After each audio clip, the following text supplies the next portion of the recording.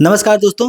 दिल्ली के मुख्यमंत्री अरविंद केजरीवाल जो कि लगातार मुसीबतों में हैं, उनको सीबीआई ने गिरफ्तार किया था। सीबीआई ने गिरफ्तार करने के बाद राउज़ एवेन्यू कोर्ट में पेश किया था और केजरीवाल को वहाँ से 3 दिन की हिरासत में लिया था। उन्होंने कोर्ट से 5 दिन की हिरासत माँगी थी, लेकिन कोर्ट ने उनको 3 दिन की हिरासत दी कि सीबीआई के अंतर्गत अरविंद केजरीवाल 3 दिन रहेंगे और 3 दिन लगातार सीबीआई उनसे पूछताछ करेगी। पूछताछ भी इन मुद्दों पे करेगी कि अरविंद केजरीवाल जिस प्रकार से किंगपिन बने हुए हैं इस पूरे भ्रष्टाचार के, जो शराब नीति घोटाला है, जो मनी ट्रेल है और जो ये पूरा घोटाला रचा गया है, इसके किंगपिन बने हुए हैं। ऐसे में पूछताछ जबरदस्त सीबीआई 3 दिनों तक करेगी। दोस्तों, अरविंद केजरीवाल ने कोर्ट में आरोप लगाया था कि सीबीआई ये भ्रम फैला रही है कि अरविंद केजरीवाल कह रहे हैं कि ये सारा जो मास्टरमाइंड है, इस जो पूरा ये शराब नीति घोटाला है, इसके मास्टरमाइंड मनीष सिसोदिया हैं। अरविंद केजरीवाल ने आरोप लगाया था। सीबीआई ने कहा था कि अरविंद केजरीवाल ने कहा है कि इस नीति के बारे में, जो पूरी शराब नीति बनाई गई थी, उसके बारे में अरविंद केजरीवाल को कोई जानकारी नहीं है। इस आधार पे सीबीआई ने कहा कि यानी साफ-साफ संकेत जाता है कि अरविंद केजरीवाल बता रहे हैं कि मनीष सिसोदिया ने पूरा कांड किया है। लेकिन एक बहुत बड़ा प्रश्न ये उठ रहा है कि अगर अरविंद केजरीवाल दिल्ली के मुख्यमंत्री हैं, तो ऐसे में बिना मुख्यमंत्री की देख-रेख में कोई भी विभाग, जो एक्साइज मिनिस्टर मनीष सिसोदिया हैं, उन्होंने कैसे नीति बना दी और कैसे इम्प्लांट कर दिया गया। दोस्तों, नीति पहले बना दी गई थी, बाद में इस नीति को जब एलजी ने इस नीति पे ध्यान केंद्रित किया और एक्शन लिया, तब ये नीति बंद की गई। उससे पहले पूरी नीति इम्प्लांट थी। अगर केजरीवाल इस नीति के बारे में नहीं जानते थे, तो पूरी शराब पॉलिसी, जो एक्साइज पॉलिसी बनाई गई थी, ये कैसे बना के एक राज्य में लागू कर दी गई, तमाम सारे टेंडर बाँट दिए गए और तमाम सारी उन दक्षिण की कंपनियों से संबंध स्थापित किया गया। तमाम ठेकेदार इसमें शामिल हुए। 100 करोड़ रुपए की जो लेन-देन की बात हो रही है, कि इसको अरविंद केजरीवाल ने सीधा अपने मुँह से 100 करोड़ रुपए की माँगी थी।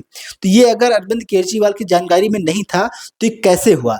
इसी को लेके सीबीआई 3 दिनों तक अरविंद केजरीवाल को हिरासत में लेकर उनसे पूछताछ करेगी और इसी पूछताछ में तमाम सारी चीज़ और निकल के आएँगी कि जिस प्रकार से ये जो पॉलिसी में जो ये लेन-देन हुआ था, 45 करोड़ रुपए का जो लेन-देन हुआ था और गोवा चुनाव में पैसा खर्चा किया गया, जो ओबेरॉय होटल में जो लोग रुके थे और कैसे-कैसे पूरा ये मास्टर प्लान बनाया गया था, इन सारे चीज़ों को लेकर पूछताछ होगी। ईडी लगातार मनी ट्रेल मामले में पीएमएलए एक्ट के तहत इनसे पूछताछ कर रही थी और इसमें केस भी चला रही थी। लेकिन अब सीबीआई के हाथ में अरविंद केजरीवाल आ चुके हैं। कहीं न कहीं पिछले काफ़ी दिनों से सीबीआई के नज़रों में अरविंद केजरीवाल गड़े हुए थे। वहीं जैसे उनको सुप्रीम कोर्ट से राहत मिलने की थोड़ी-सी संभावना बन रही थी, ऐसे में सीबीआई ने तुरंत अरविंद केजरीवाल को उठा लिया।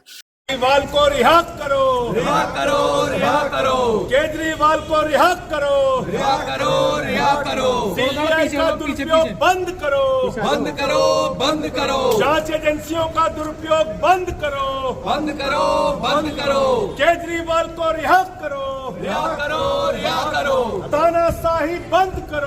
आम आदमी पार्टी के नेताओं का आरोप है कि अरविंद केजरीवाल के ऊपर भारतीय जनता पार्टी की इशारों पे ऐसा कार्रवाई हो रही है। जब भारतीय जनता पार्टी को ये लगा कि अरविंद केजरीवाल को बेल मिल जाएगी, ऐसे में भारतीय जनता पार्टी में निर्देशित किया, सीबीआई को निर्देशित किया कि आप कार्रवाई कीजिए। दोस्तों, ये जांच एजेंसियां स्वतंत्र होती हैं, ये किसी के इशारे पे काम नहीं करती हैं, लेकिन आम आदमी पार्टी को तो सिर्फ और सिर्फ राजनीति करनी है। इनको हर मुद्दे में राजनीति करनी है। इतना बड़ा स्कैम हुआ है, अगर सबूत नहीं है तो माननीय कोर्ट इनको क्यों नहीं जमानत देता है? जिस प्रकार से लोअर कोर्ट से जमानत तो मिली थी, उसके बाद से हाई कोर्ट ने लोअर कोर्ट को फटकारते हुए जमानत पे स्टे कर दिया। बताया कि पूरा मामला ईडी के द्वारा जो पेश किया गया उसको नहीं पढ़ा गया। ऐसे में ये प्रश्न तो उठता ही है कि अरविंद केजरीवाल एंड पार्टी अगर ये घोटाला नहीं की है, तो कोर्ट उनको क्यों जमानत नहीं दे रहा है? पिछले काफ़ी लंबे समय से मनीष सिसोदिया लगातार जेल में बने हुए हैं और सुप्रीम कोर्ट ने कई दिन तक सुनवाई की है इनके बेल पे, लेकिन कोई भी राहत नहीं दी गई है सुप्रीम कोर्ट के द्वारा। वहीं अरविंद केजरीवाल के भी मामले में ऐसे ही दिखाई दे रहा है। जब से सीबीआई ने अपना निशाना साधा है, ऐसे में अब ये लग रहा है कि अरविंद केजरीवाल कहीं न कहीं लंबे बुरे फंसने वाले हैं।